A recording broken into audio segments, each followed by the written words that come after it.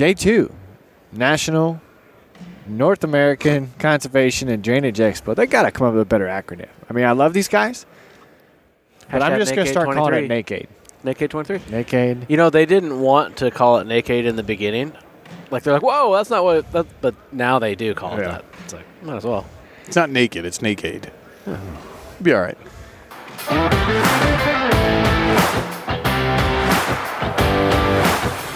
On today's Farm4Fun show, we are fully clothed at the NACADE Expo, talking with a man that has one of the fastest growing TikToks of the whole farm talk community. He's deeply in love with Alice Chalmers, old gas tractors, and plastic new semis with depth. This guy is technically a first-generation farmer and a tile contractor with almost 33,000 followers on TikTok. Please welcome Mr. Ryan Kelly, a.k.a. Wisconsin Titan 2. Oh, thank you. I'm honored. Why do you love Alice Chalmers so much? I don't like live PTO on a tractor, so for Alice Chalmers to have held on to not having live PTO for so many decades is just near and dear to my heart, you know? So those things I said that he loves, he does not actually like. And I should clarify, because the Alice Chalmers Except the being naked part. Well, who doesn't want to come to Iowa and get naked? Yeah. Right. Especially in a snowstorm. The Alice thing, it's funny because it didn't start out as like I'm not anti-Alice Chalmers. Like, they're fine. But it was like the Alice Chalmers guys on TikTok were always like the first ones in your comment to go, no. Really, Alice was ahead of everybody and every time you do a video, then it just became a thing and it took off. But I know my son's godfather is a diehard Alice Chalmers guy, so I often wonder if I've kind of screwed my son out of birthday and Christmas presents. So I don't actually hate Alice Chalmers. Yeah. On the other hand, I'm not filling the shed with Alice Chalmers tractors either, but you're the Tony Reed to Alice to Gleaner, as you are the Alice and Gleaner were one and the same. Yeah. We got an I Love Gleaner shirt at the National Farm Show, and we got an I Love Alice show. All right, we jumped in there. I gave a little background, but it was just like 50,000-foot view. Who is Ryan Kelly?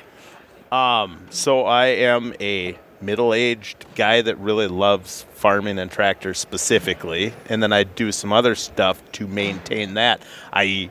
drainage tiling.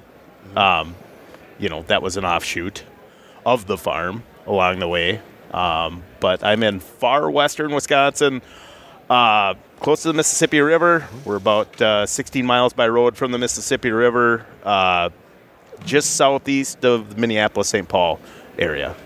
So... Okay, so you truck. Yeah. Not like I used to. When I was younger, when I started farming on my own, I guess I was a dairy farmer. A truck replaced the dairy herd when I was 30 years old. Because if you own a truck, the beauty, and I've told this, like, young farmers are like, I really want to go farming on my own. And I'm like, here's the beauty of a truck. So say you have a job in town, even if it's a good job, you're like, well, I'm going to plant. And you're like, okay, the first week of May, I'm taking vacation days because we're going to plant. And then it rains for a week. And you're like, oh, well, now I got to go back to work and the sun is shining. Now I can't get it done. The beauty of a truck was I'm turning off my truck. I'm walking away. Set your own schedule, huh? Right. That was the beauty of it. And it was cash flow. Because, I mean, as a banker, you get this. You might not net all that money.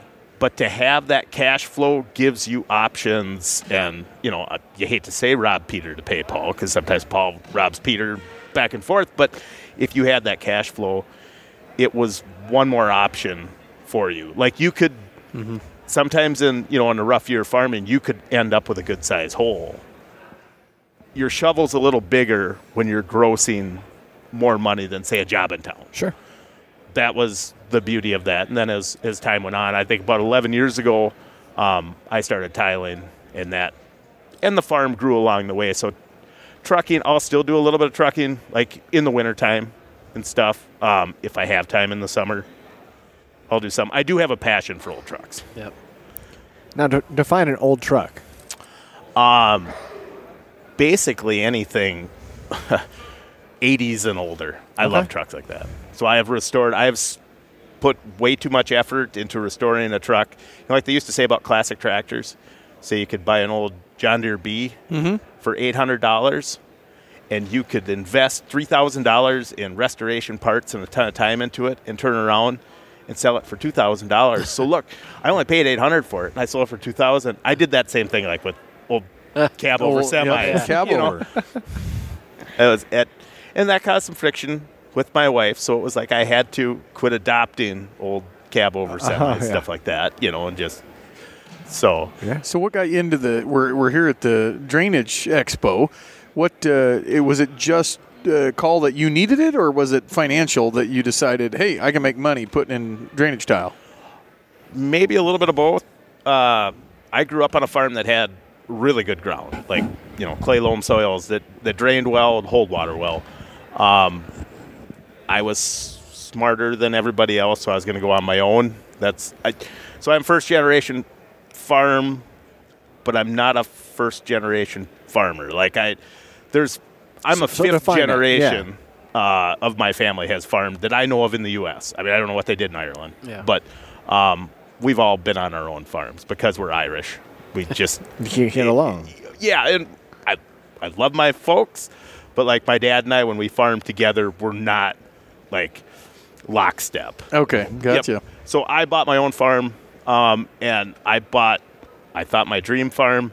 As it turns out, it was relatively wet, and I didn't realize just, that effect.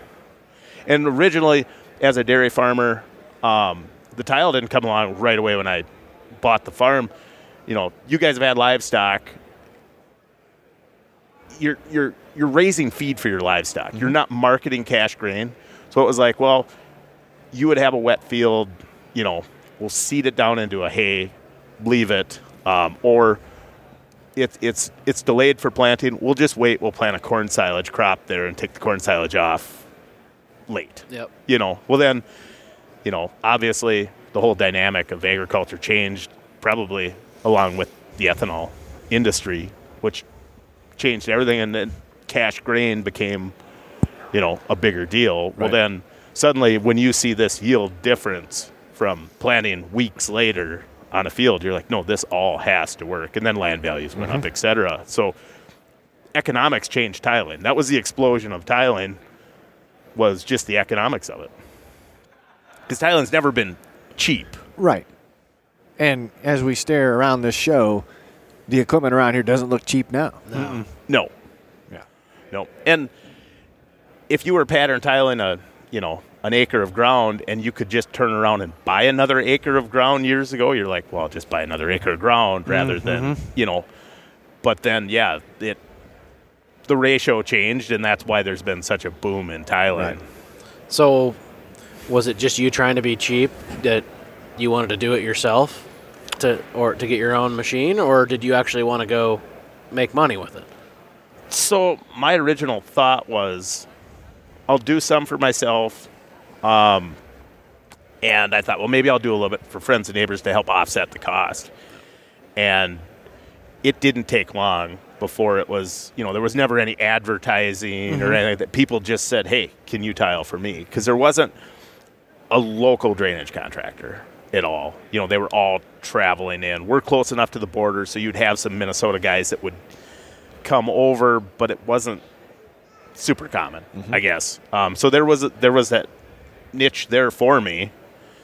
And like I said, to me, it's like I supplement the farm with it. It's not, where the farm has always been a priority to me. So like people would say, well, why don't you advertise? Why don't you go after more work? And it's like, because I don't want to take away from the farm. I would rather farm than anything else, I guess, if that makes sense. Yeah. So, and then it allowed me to do my own. And, like I bought some more land then that was kind of fixer-upper ground. Right, that you could work on. Right.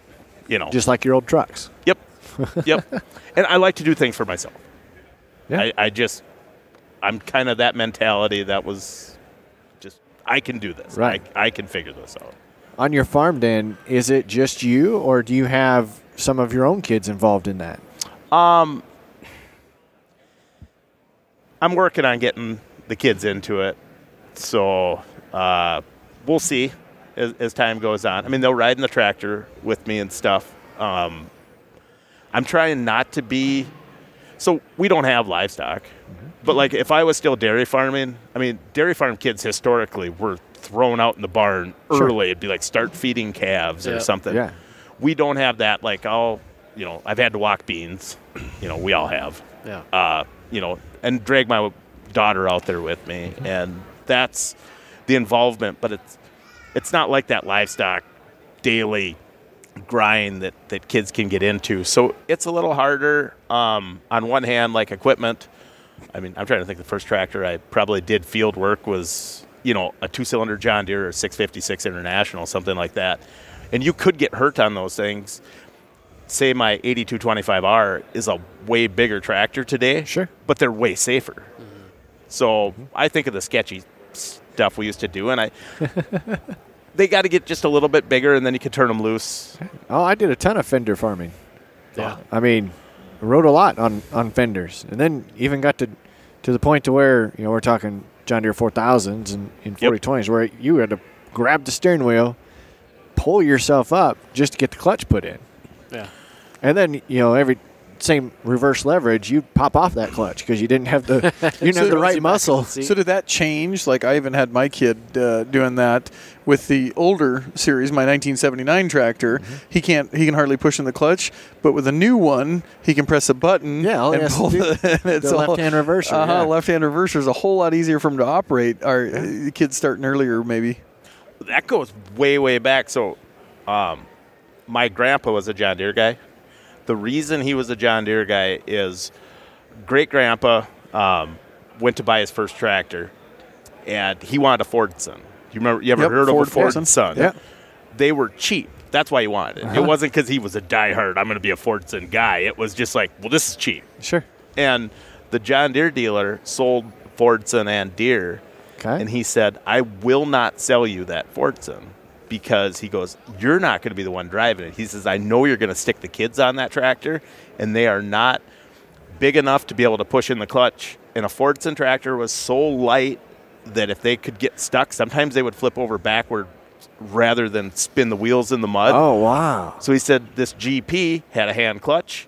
A kid could stand up and grab the hand clutch and run that. So this is nothing new. That's true. I hadn't thought about it that way. Yep. Well, we had a neighbor that had a 4020 power shift that specifically bought a power shift for that reason. So the kid could plow. Didn't have to figure the synchro transmission out. Yeah. And face it, plow and set the dead furrow for the kid. And in a big field, you're like, I'll be back in a few hours. Just keep going. Right. It's almost like auto steer. Yep. That's true. There's a lot to that, Corey. Yeah. I think the first tractor I drove was a 4020 power shift, like my grandpa's. Yep. So nice and easy. I remember the first time I got a synchro. Like, what the heck is this? my dad to this day, if you said, I'll give you $1,000 cash to go from park to every single gear in there and back, right now, he couldn't do it.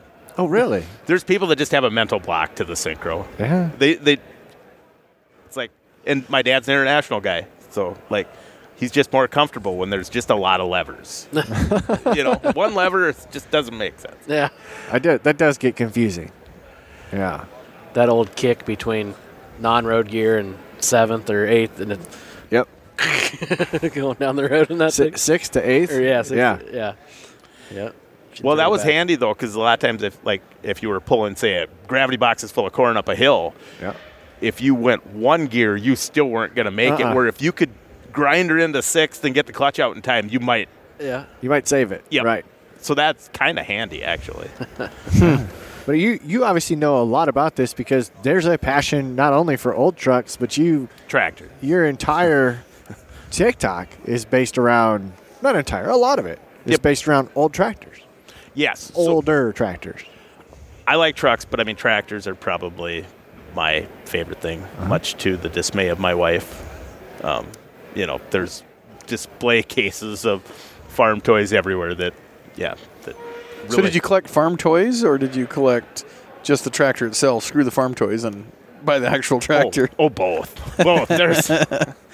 I was just talking with Tony Reed about that last night, that John Kinzenbaugh is kind of a hero of mine, because there's a guy that's worth, I have no idea what his net worth is, but he spends it all apparently on just sheds to hold tractors and then continuing to fill them with tractors. And I'm like, that's cool. You know? Yeah, we've had conversations ourselves internally about how some of these collections happen. Where does it start? How do you decide that it's going to become a collection? And then when does it become an obsession? I mean, you could get one lighted bush light sign as a gift, but after two or the third one, when do you start collecting lighted bush light signs? Yeah. Yeah. Yeah. Because do you have a collection? Do you consider what you have a collection yet? The farm toys, I would say yes. Yeah. But like the actual farm tractors I have, it's not like I've set out to get a series or anything like that. But, I have a couple of tractors that it's like they're the last thing that ever leave the farm. There's a good tweet for our listeners. When does it become a collection? I would think when you don't use it. Yeah, do you So we're use just it? keeping it because we don't actually use that tractor anymore. It doesn't do any justice on our farm, but I still want that old ACD 17, or I still want that, to where we don't even use it for an auger tractor. It just sits in the shed, but we start it every once in a while to make sure it's okay. Tony Reed's live in the audience here. That 4020 that he just restored. 4010. Or 4010, yeah. Yeah. He at least went and fired it up the other day, got us a cold start video. Yeah. Well, but there was, before tractors, you'd hear putting the horse out to pasture. Yep. The old team couldn't do it anymore, but they couldn't part. That team had helped build that farm. So it gets to stay here and die of old age when any other livestock that wasn't, contributing anymore to you, you'd be like, well, that thing's gone. Butcher, yeah. Sale or butcher, yeah. Yep. So I think we become more attached to the tools that we farm with, because if you're not emotionally attached to farming, you should treat it like a business, but if you don't have any emotional attachment to it, you're probably not going to be in the business. I'm struggling with that comment. Me too. I'm a banker by trade. Yep. And there's obviously a passion as to why I'm still in banking. So I get that there should be emotion attached to it. I'm not an emotionless banker. But I also, as we've preached on this podcast about farming for profit, you're right. It doesn't mean that you give up profitability just because of emotion. That's what we're trying to get away from. But you're right. How many farmers are there that are in farming to do it as a job, as a business? Here's the I think it's just a different word. Passion versus emotion. Right. And so we asked the question, what do the most successful farmers have in common? All across a year's worth of podcast. And probably the number one theme that we got out of that was they run it like a business. They run it like a business. We're the most successful. Now, that doesn't mean that's just most successful, or what we called BTOs, or the biggest operators, or most successful. That's when they thought it was successful for them. But I don't think we should confuse the word passion with emotion. They might not make emotional decisions on the farm. They're still business oriented, but they have a passion for it. I can see your thinking there, yeah. Because I just had this conversation with somebody the other day. Like, if you go to buy a tractor, say from a salesman, and you say, oh, yeah, that tractor reminds me of my old 4430 John Deere, and the salesman looks at you and goes, what? Yeah. But you want to buy from the salesman, or you walk in his office and it's toy tractors all the way around it, Yep. And old sales brochures, because he's passionate about that. And so I guess I'm not saying don't treat your farm like a business, because I have done that in the past. I have, I used to dairy farm, and I went, economically, it does not, continuing to dairy doesn't make sense for me. It's get bigger, get out. I'd rather get out. That made more sense for me. But it didn't mean that I quit farming. But if I didn't have a passion for agriculture, it's like you could go work, a pipeliner job or something like that, and you're like, I have minimal investment for a big wage. I can get a big return on this. Because if you look at the ROI of take the depreciation of land out of it. Let's just say tomorrow there's been a moratorium on appreciation of land, so what you get basically is Any assets. Yep. It's the wage you draw off the farm, and you'd be like, so you're going to invest millions of dollars into something that's going to pay never you a thought about that, sub-poverty Tanner. wage, right? If you take all the depreciation and appreciation out of it, what is the wage in the middle? How much Well, you I mean, make, Corey? There's a question for you. There's years. That's why we started the Farm for Fun podcast, because sometimes it's not farming for profit. That's Sometimes right. you just do Just it because farm it's it for fun. Yep. But there's a you're there's right. a reason that you work, right? Dave goes hunting in Montana and spend thousands on trips. Some people want to go travel the world. Yep. You work to do your hobbies. So I don't see a problem with passion and work.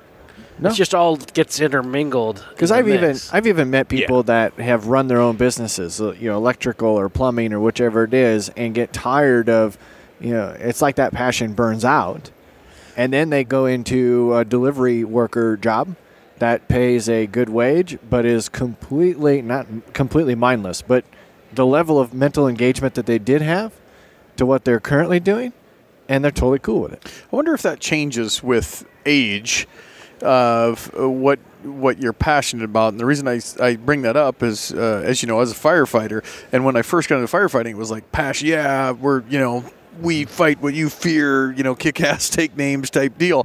And then 6 years later, it's a job.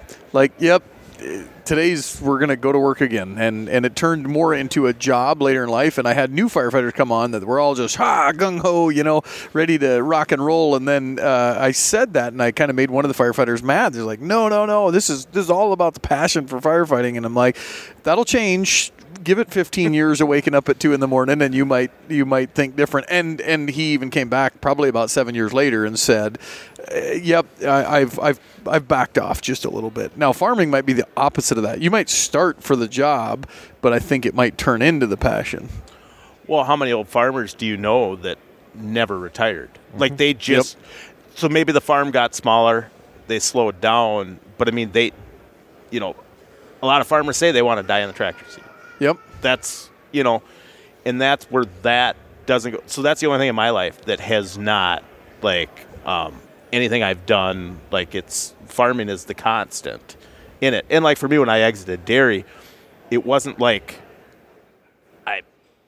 I wanted to close a chapter on farming. It was, I was excited that I was like, there's more opportunity to do stuff since I'm not tied to these cows. The idea of quitting farming was like, well, no, I mean, I can't do that. Mm-hmm. It's, and even tiling is which is probably a stupid choice for your second, job is, that's still tied to agriculture.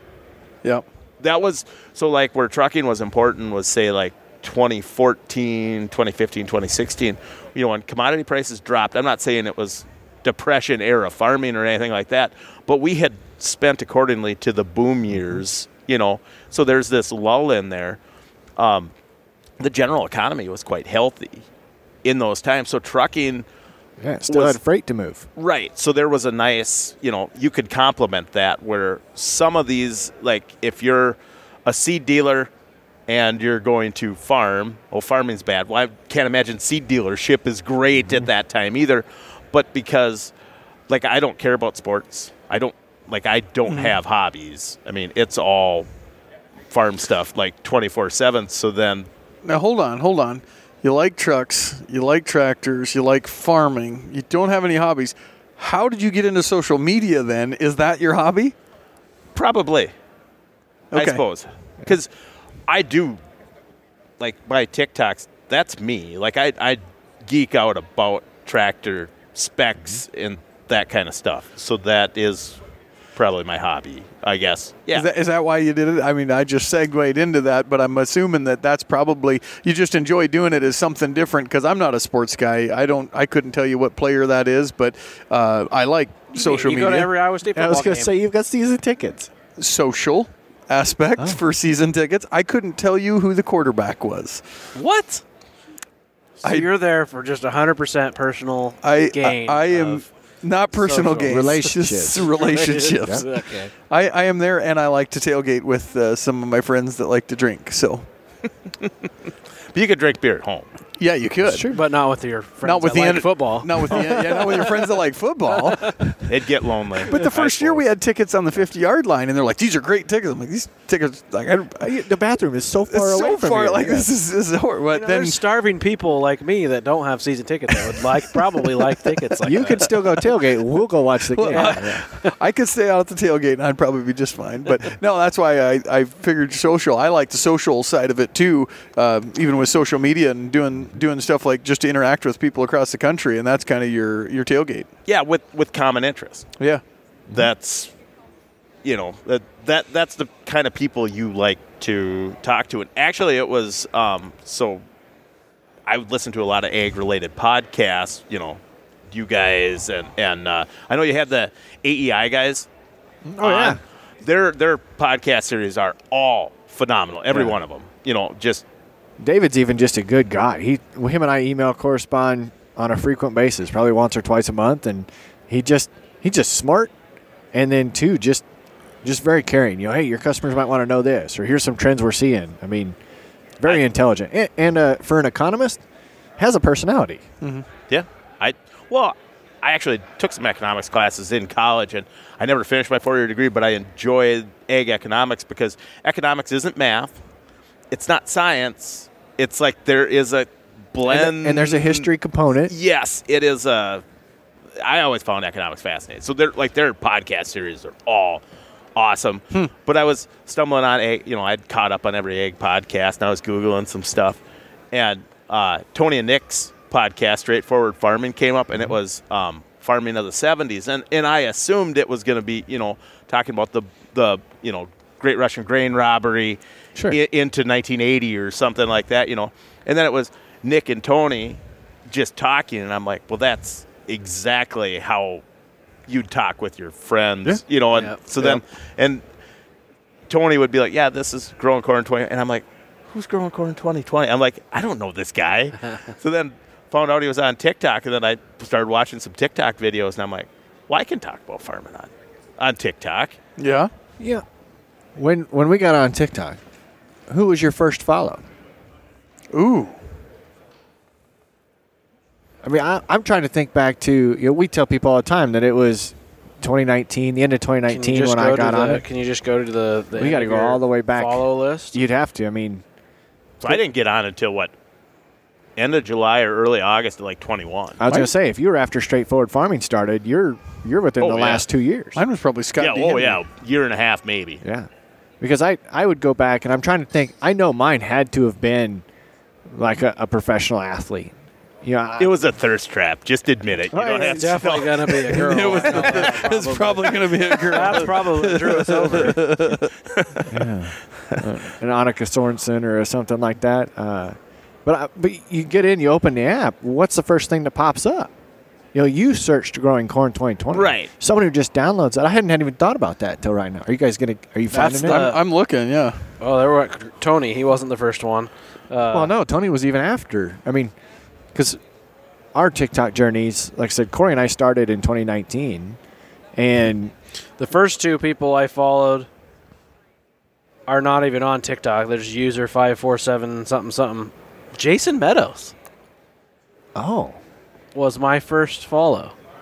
interesting. If it's in order of you just scrolled through your list of people. Yeah. Well, this can't be because Hogemeyer's on there, and I know they didn't come on. Yeah. Oh, that would be an interesting thing to go back to, because I just think about my experience of I downloaded the app and you start scrolling the FYP and you try How many to people do figure you it out. follow? Me, 1,645. 2242. You have 1,600 people to scroll through? Yeah. How many do you have? Yeah. So Tony 1,200. was my first. Tony was your first? Tony That was- sounds really bad. Can we edit that one out? He's over there. Tony's drinking a tall boy He's Busch Light. drinking a Bush Light, wearing a Keystone shirt. He doesn't know. He's got Yeah, edit- Keystone Light. just edit shirt on, that drinking one a out. Busch Light. Yeah, this can't be right, because one of mine, I don't even know how or why I would have followed this individual. It's a Carlton Bazudian, and they don't even have any videos.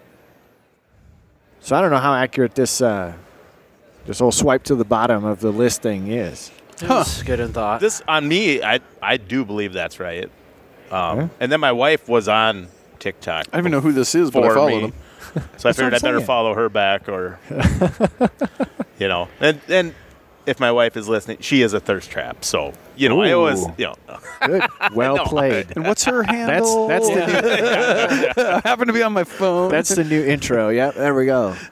Well, this is normally beer break time here. We got kind of down a couple of rabbit holes, so why not take another rabbit hole here? He's got these big eyes, like I should have given him a beer during the beer break, which unfortunately we don't have any thing. We didn't think that far ahead, but we're gonna play a game. Okay. This is a simulated Busch Light beer break, and today's game is going to be a Would You Rather. So we'll give you a couple of options, and you just get to tell us Okay. which you would rather do. We played Do, Marry, Kill. Oh, we can't say that. It was Start, Bench, Cut with Tony Reed. We're going to play Would You Rather with you. So we'll start off. We'll start off with an easy one. Speaking of social media, would you rather be over-criticized or ignored? I would think if you're over criticized, you're definitely on radar, which, not that this has ever been a goal of mine to just accumulate a ton of followers, but if you're just plain ignored, that would get kind of old, I guess. You can't get anybody's attention. If you're not getting negative attention, then you're not doing anything. Because there's if Mother Teresa had TikTok, there'd be some guy on there that'd be like, "You suck." Yeah. Send me a picture of your feet. Yeah. Dave's going to spit it. You're going to spit it out, aren't you? Keep it down. but you're right. I mean, we sat there for a long time, and the podcast had no haters. We would hardly ever get a negative comment. And now it's kind of fun when they come across because you're like, all right, stoke the fire. Oh. Someone else will respond to you for us. Every once in a while you got to remove it, block it. But See, my wife blocks everything. She wants absolutely no haters. I said, I love the haters. Some of the best viewed social media is where somebody is hating on it, and they're just bumping up your numbers because the more people they share it with, the more people that they see, it just bumps up your numbers, which is great for traffic. What's better than a reply video that you get a hater comment and then you don't? It's one thing if you have a meltdown and get pissed at this guy. It's another thing if you can handle it just with a smile on your face the whole time. Iowa Farmer That is Dan. so enjoyable. Oh, yeah. Iowa Farmer Dan is like made a career. made a almost. career of it. Yeah, talking about dairy cattle. Yeah. So last night you went out to eat with a group of people, so this next question's not even going to probably be that hard, so we may breeze right over it. Steak or lobster? Would you rather? Oh, steak. Okay. Absolutely. Piece of cake. What about beer or a cocktail? Well, typically let's take it. Go ahead. hard liquor. Typically not a big hard liquor guy. We'll say that. I like a hard cider, that kind of stuff. Oh. I enjoy that stuff. That's right. Back in the day, though, when I was just a younger guy that just drank a lot more, 30-pack Old Mill Light. Is that what gave you the gravel in your voice? I've been sitting here the whole time thinking, man, you make great auctioneer. There's a guy I know that just says, I burned it in the mirror down, I burned it in the mirror down. And he's got this like, I love it. Yeah, no, that's just too many miles. Too many miles. Is There's that what another that thing you should do. You go out and be an auctioneer. is? Yeah. Dave can teach you. Oh, man. What's really actually about auctioneers?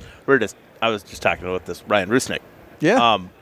How frustrated it is that and not a knock like Sullivan Auctioneering, those guys do a phenomenal job, but to not hear like any live auctions anymore from them is so frustrating because when you got a good auctioneer singing, it's great. Yep. We go to entertainment, too. Oh, we go to that Meekum auction. Yeah. Gone Farm and Spring. I can't make the fall one. We're always way too busy. But the spring one, boy, they got what's his name? Matt Morvick. Yep. Matt can sing and sell a tractor. That's very enjoyable to listen to. He's out of Nebraska. Whole family's auctioneers. Why don't you get to go there? What's that? Why don't you get to go there? They are all automobile auctioneers. So Meekum is an automobile auctioneer style. And fun fact, automobile auctioneers have more of a high-paced rhythm than a cattle sound. I have more of a Midwestern cattle sound. And so they normally pick auctioneers that are like higher energy, where they're rather than a 64 better done quarter here, don't have it, how about here done, zidaba. So couldn't you work on that? And Couldn't you just pretend? to do that? I can, yeah, but it's all connections, You boys. just send them a It's all connections. video. Yep. That's the new audition videos. Yeah.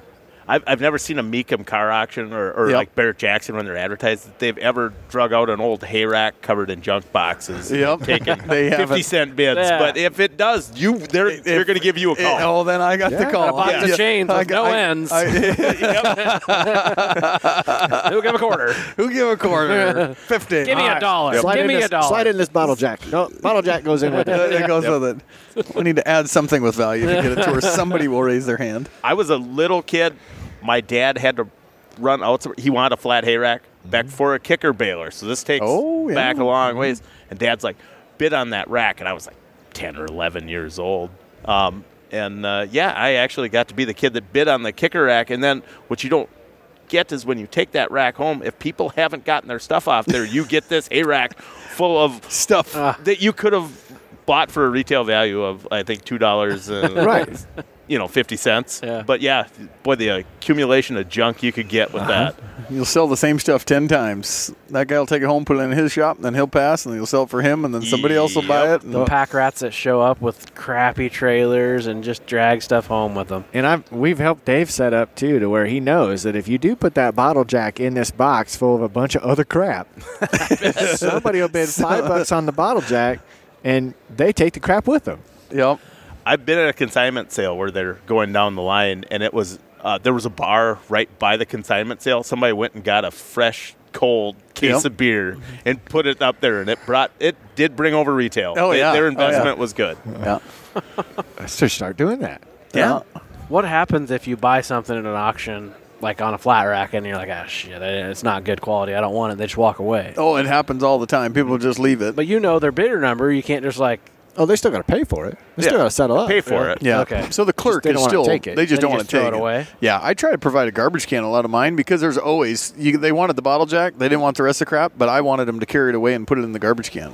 I got a He's funny story about that. Go ahead. I was in high school probably, or ninth grade, somewhere in there, and remember coming home from school, and Grandpa's like, we gotta go down to Plum City, Wisconsin. That was by us. We're like, what? He's like, well, I bought some stuff on an auction. We gotta go. So he gets my dad, like, get the truck. We gotta load this up. And we get there, and he had bought a pile of used tires. Yep. And my dad goes, what'd you buy? Like, he's like, well, I seen there was a couple, on the old hay balers, you'd have a narrower tire on the pickup side or whatever. He was like, I'm pretty sure that would fit on the, and my dad's like, there's 40 tires on here. And he goes, well, yeah, but he says that tire alone, if we could use that, I'm going to save $30 on this tire. And he goes, so, we're coming. I only paid $3 for the pile, and my dad goes, "They charge you $3 a tire to get rid of them."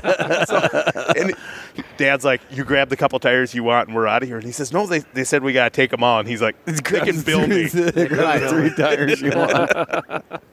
That happens all the time. Yep.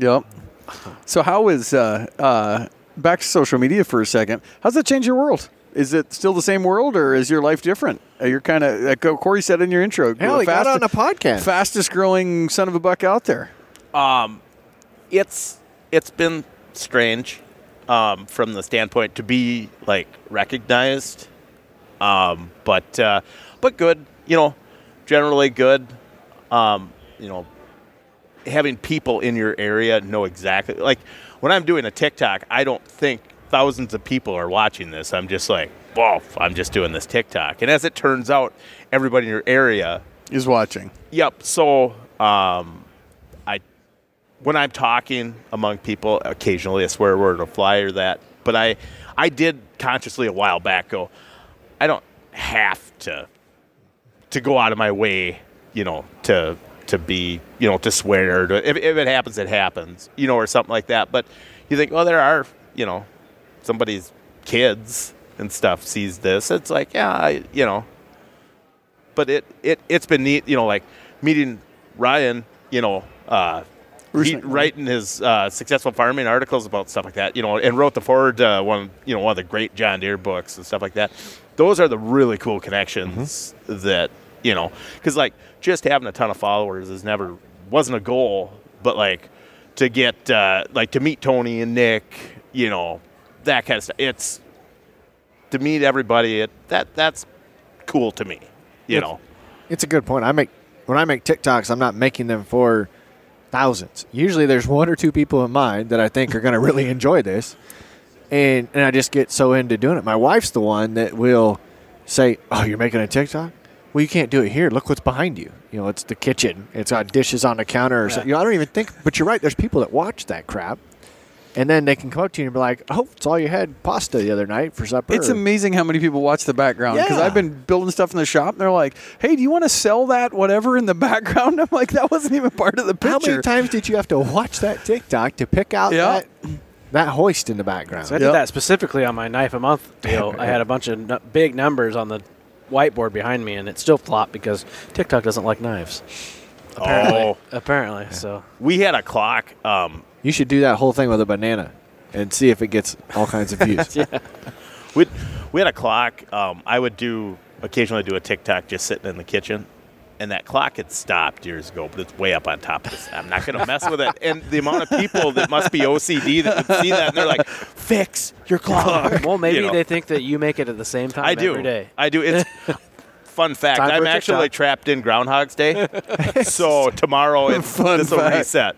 So that's pretty good. Well, you had a good experience today. Yeah. Tomorrow you don't have to come back to Nakate. I might stop in the morning or something and see things. I enjoy equipment. I mean, I own a commercial tile plow. I enjoy this stuff. It's cool to see.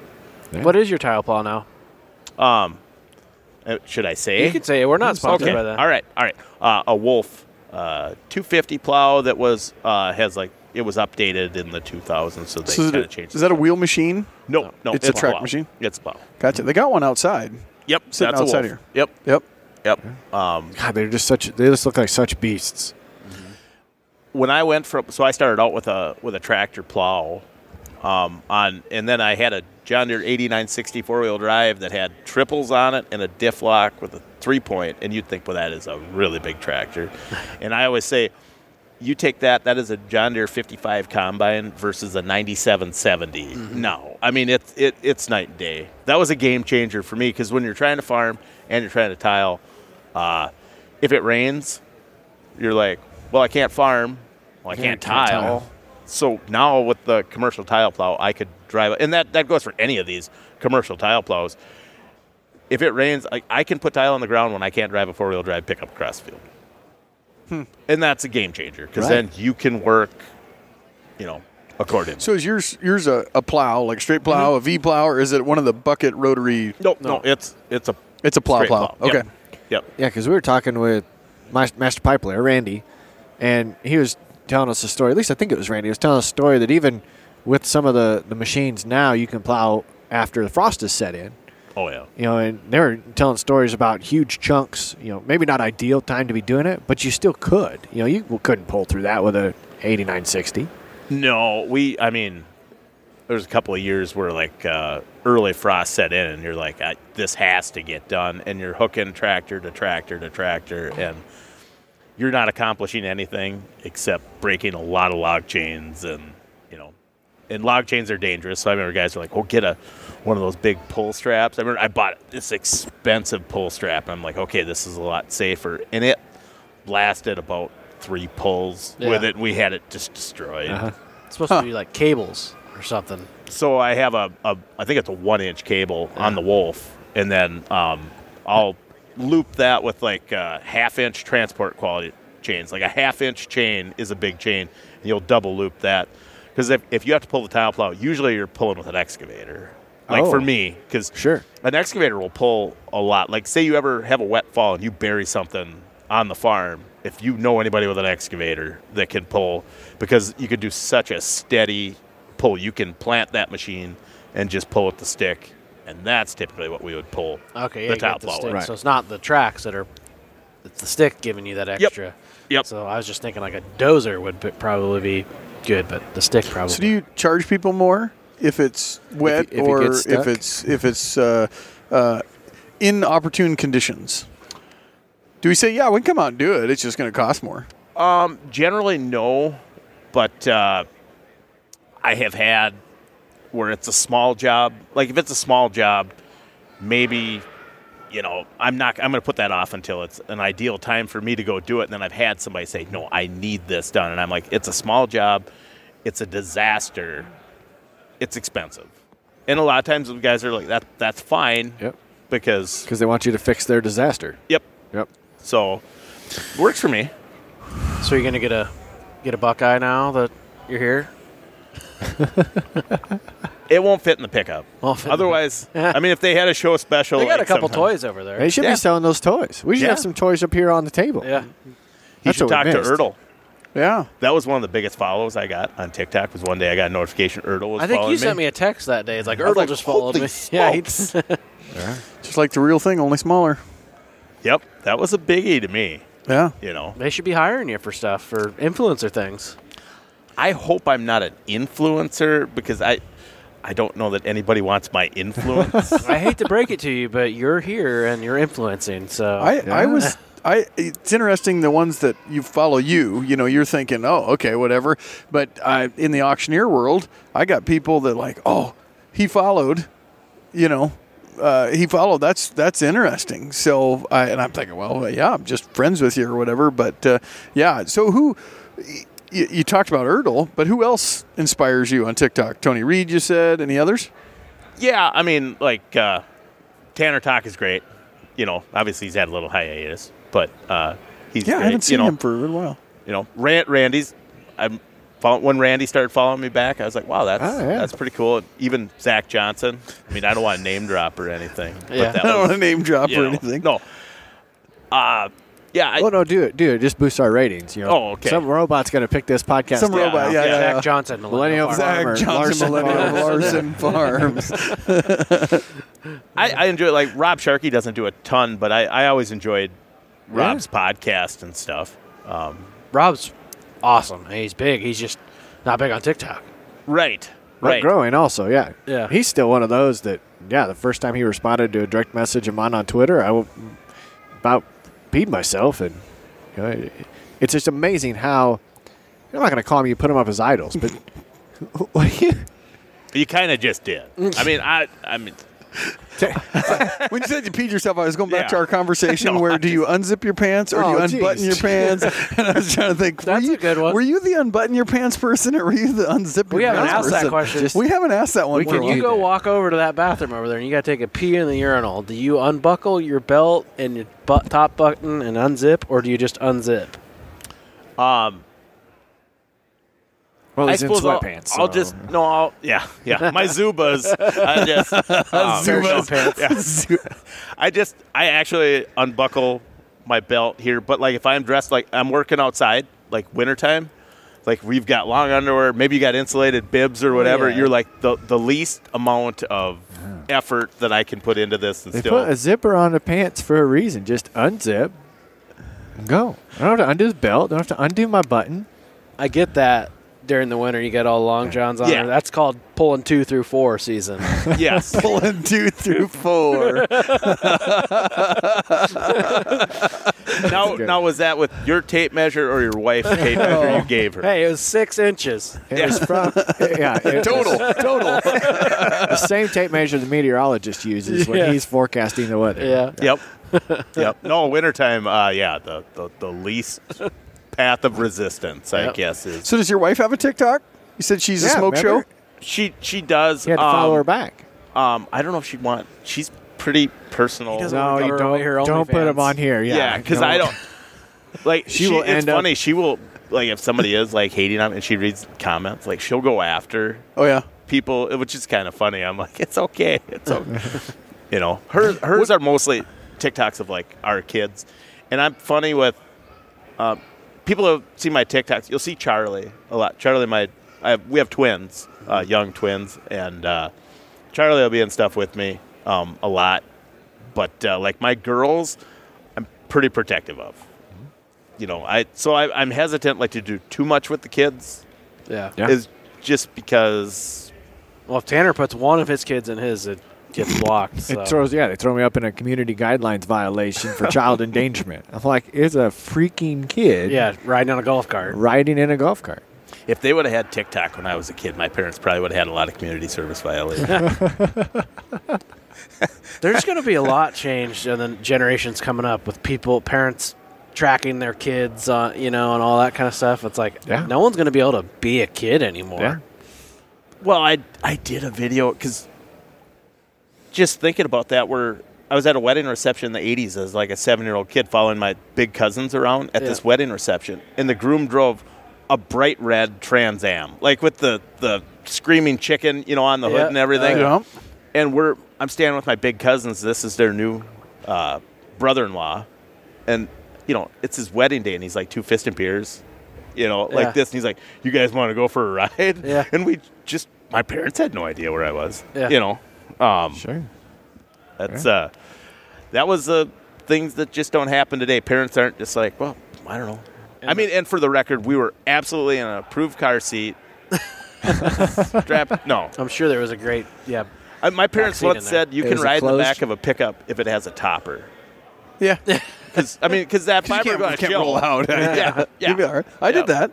I rode in the back, like we would take family vacations, and Dad would throw the topper on the truck, and we'd pack the whole truck up and like leave a space, and I would ride in the back. Sure. Well, they used to have that deal that was a cab. Like if you didn't have an extended cab, you could put like an extended cab topper that it was just 2 foot wide, and you'd sit a kid on each side, but they'd open the back window. Yeah. We had them in Montana anyway. Maybe they didn't have them around here, but yeah. When you think about protection from rollover, I can't think of anything better than sheet metal, fiberglass, and aluminum, to protect the child. That's So you talked a second ago about your wife gets mad when people comment on stuff. I had somebody comment on my TikTok the other day. I posted a picture of a trailer, and they said, "Yeah, you spent all this money on a trailer, but you can't even win the county fair or something." And I put pride, and then they put derp, DERP. Derp.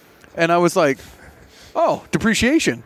So I was like, "Yeah, that's why we did it, was depreciation." And my wife comes back and says, "You realize they're making fun of you?" And I said, "What? I still don't know. What does derp mean?" Do you guys know? Did you not Google it? I didn't Google it, but my wife did. She got all mad. She's like, "I'm going to block them. I'm going to block them." She was all mad. I'm like, I thought they were talking about depreciation, so I wrote, "Love me some depreciation." what. But I don't know what the hell they were talking about. Read my comment. That's what I wrote. Is my comment on this one, or is this? I don't know if your comments on that one. They made this fancy new trailer, and his wife made a TikTok. It's like, "Oh, we got this and we've got that. We got these new tie-outs, and it's all shiny and new. So new to axles us, and all this." and we fixed it up. And the one thing she left out was like, "You didn't get the new back window." Dave turned too sharp and busted his back window out of his truck. I was like, "You didn't mention the new back window." Yeah, it cost us probably $1,000 more than I anticipated in that fix-up.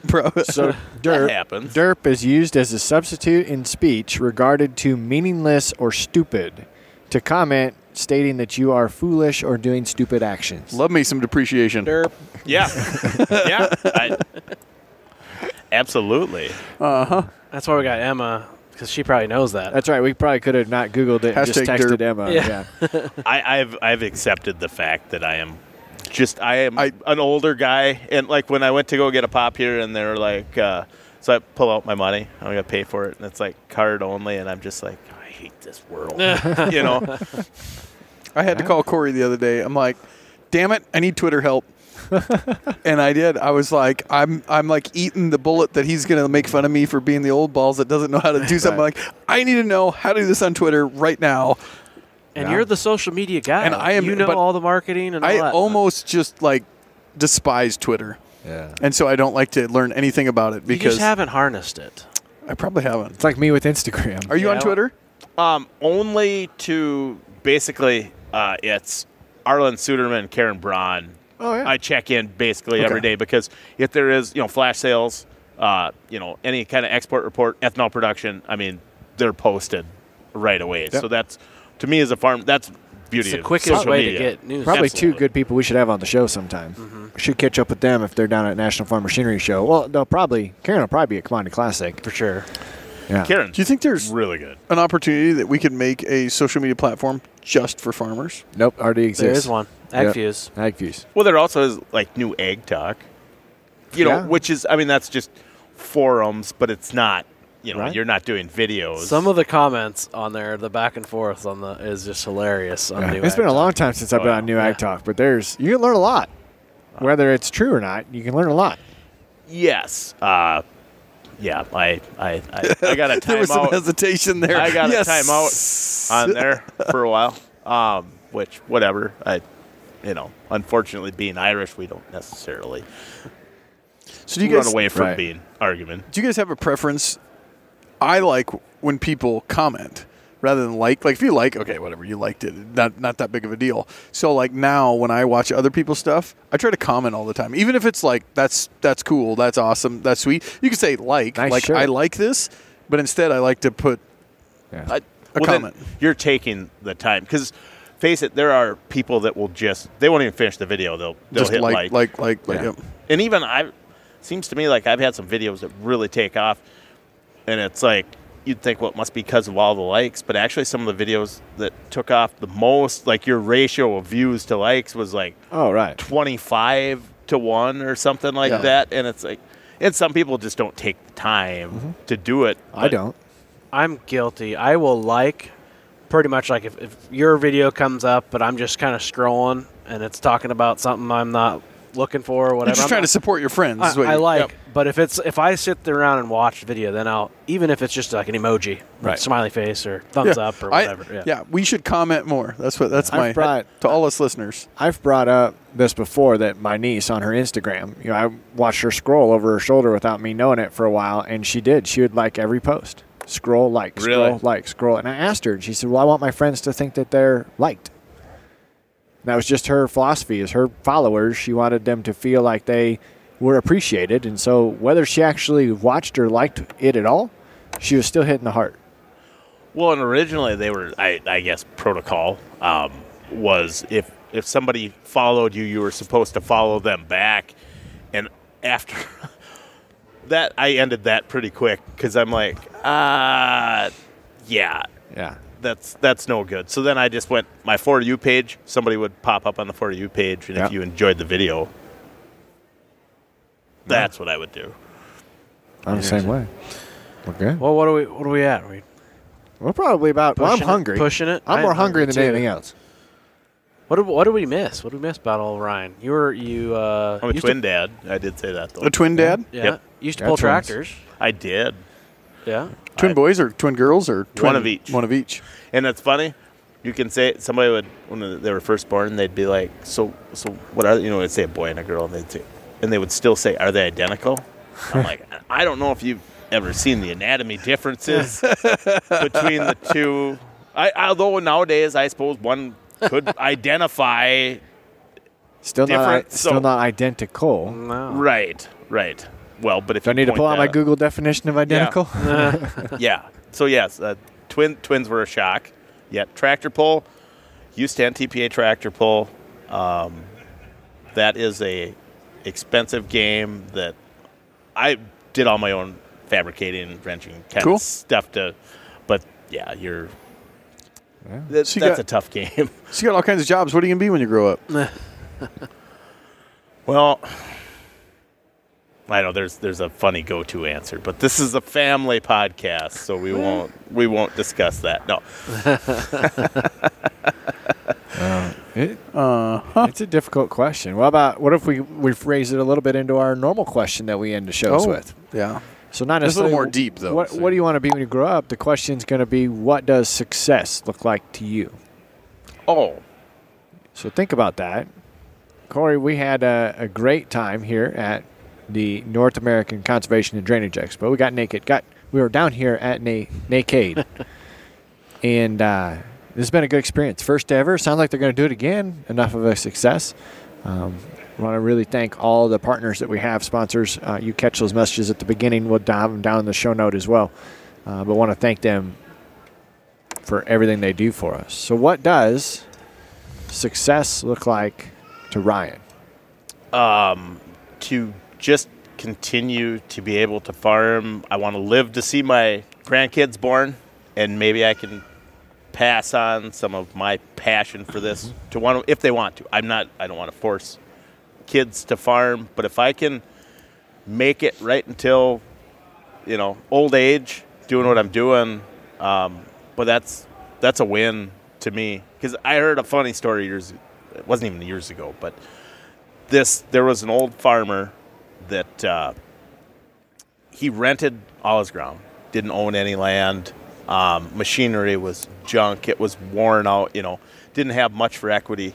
And he died, didn't have, fancy vehicles, didn't have a nice house, but he died. And I was talking to this person, and I said, wait, so he had farmed like just a couple hundred acres for decades? And I'm like, he lived on a couple hundred acres of rented ground. They said, yes. And I'm like, well, that guy won. He got to live his life the way he wanted to do into old age. Mm-hmm. I'll call that a win. Because even like as a tractor guy, I can remember getting my first nice cab tractor being like, life will not get any better than this. And 2 years later, you're like, so I could probably trade that for this boot. So the material things sure, come and go. And even like farmland, the first piece of farmland you get, you're like, oh, it's not going to get any better than that.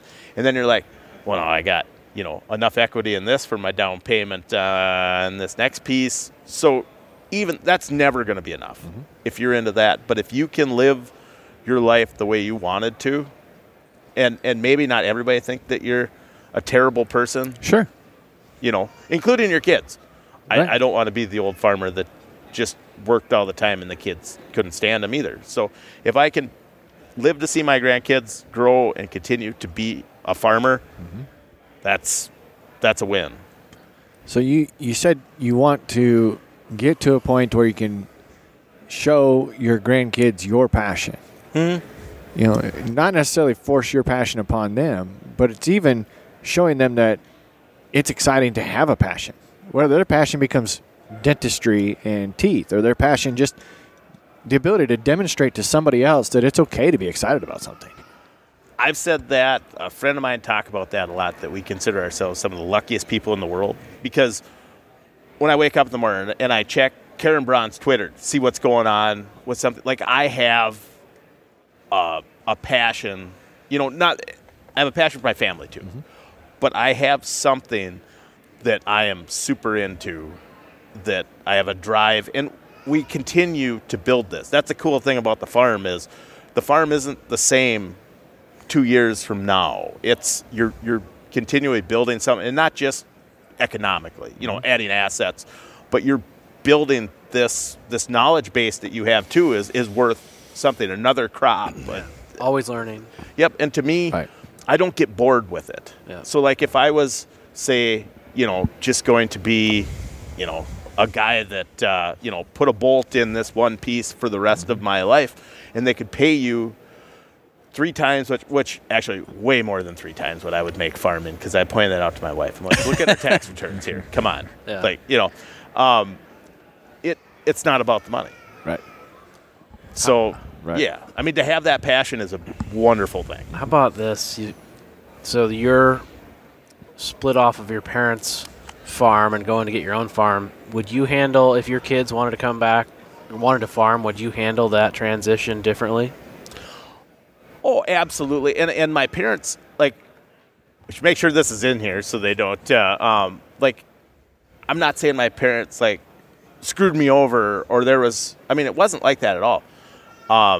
It was, my dad was kind of done farming, and it wasn't going to be, nothing was going to get handed to me. I mean, they weren't, they didn't necessarily want to see, that wasn't their plan for me, was to farm originally. Right. But to this day, they'll say, we're proud of what you've done.